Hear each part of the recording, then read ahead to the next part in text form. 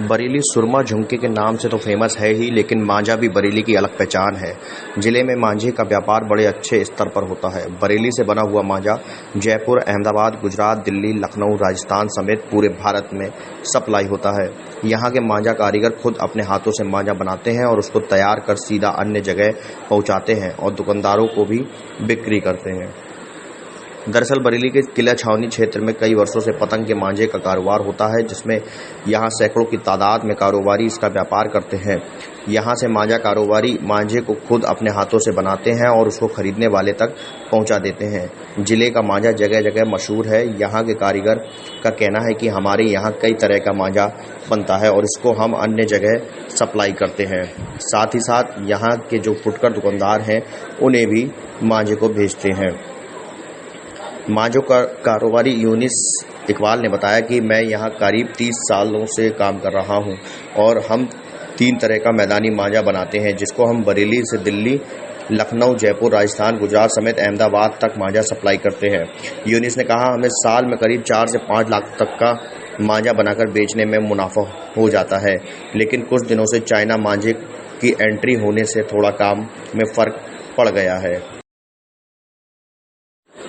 मांझा बनाने वाले कारीगर सलमान ने बताया कि मैं यहाँ काम 15 साल से कर रहा हूँ और सलमान ने मांझा बनाने की विधि बताते हुए कहा कि पहले डोर तानी जाती है, उसके बाद चावल, सीसा पिसा हुआ और अन्य कुछ केमिकल मिलाकर लुद्दी बनाई जाती है। उसके बाद मांझे को सूता जाता है और मांझा बनाकर पूरी तरह तैयार हो जाता है। सलमान ने बताया, जो मांझा हम बनाते हैं उससे लोगों को नुकसान नहीं होता। सलमान जी, आप मांझा बना रहे हैं, कब से ये काम कर रहे हैं आप? ये कम से कम 15 साल हो गए भाई। अच्छा सलमान जी, ये किस तरीके से मांझा बनता है, क्योंकि मांझा बनाने की विधि क्या है, कैसे ये पहला कदम उठाया जाता है जैसे मांझे की शुरुआत होती है? मांझे की शुरुआत होती है भाई, पहले जो है डोर तनती है, फिर उसके बाद कारीगर जो है लुद्दी बनाता है और उसमें जो है फिर जो है जैसे शीशा है और चावल हैं।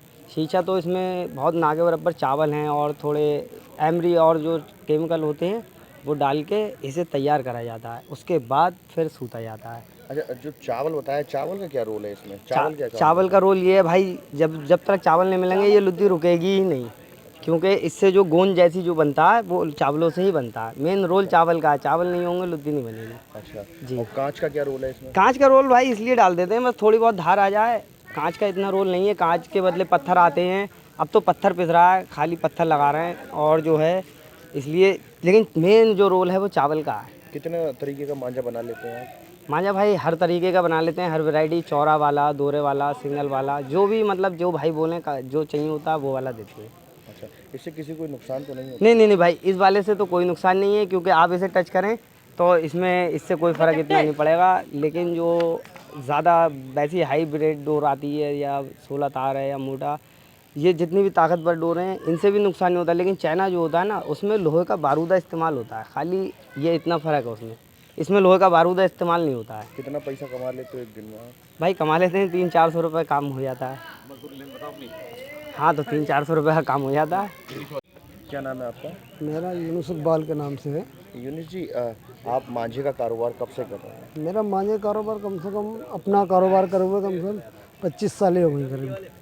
अपना बिजनेस करे हुए से तो इस काम को करते हुए कम से कम 30 से 35 साल हो गई। अच्छा, किस तरीके से यहाँ पर मांझा बनाया जाता है और कहाँ कहाँ सप्लाई करते हैं आप? यहाँ क्या नाम है, जैसे लखनऊ है, दिल्ली है, जयपुर है, राजस्थान वगैरह है, ये सब जगह सप्लाई होता है। हर जगह का जहाँ जहाँ का सीज़न होता है उसी हिसाब से इसका काम आगे बढ़ाया जाता है। और आगे कभी कभी ये गुजरात और अहमदाबाद और हैदराबाद की तरफ भी चला जाता है, जब कभी आर्डर होता है तब। नहीं तो पर्सनली तो ये लखनऊ, दिल्ली, मुरादाबाद, राजस्थान, यही 4-5 शहर। आपने कहा कि पूरे भारत में भी सप्लाई होता है। हाँ, तो जाता सब जगह, मगर वहाँ जब आर्डर पे ही जाता है। यहाँ तो कंटिन्यू जाता है कि यहाँ तो बिकते ही है हमेशा। और गुजरात है, जैसे अहमदाबाद है, यहाँ तो सीज़न के हिसाब से जाएगा। वही रोड़ी बोलते हैं, क्या बोलते हैं, उसी समय जाता है। अच्छा, कितने लोग आपके अंडर में काम कर रहे हैं? एंटर में है करीब 13-14 लोग करीब। अच्छा, इस मांझे से कोई नुकसान होता है क्या? क्योंकि ज़्यादा से ज़्यादा कभी पुल के पास गर्दन कट जाती है। नहीं, इस मांझे से कभी नुकसान नहीं हुआ किसी को भी। और वो जब से ये प्लास्टिक वाला मांझा आ गया उसी टाइम से ये लोगों को कट गए, बहुत लोगों को घायल कर दिया। तब इस मांझे पे भी लोग ऑब्जेक्शन उठाने लगे उसकी वजह से। वरना ये तो सदियों पुराना, कम से कम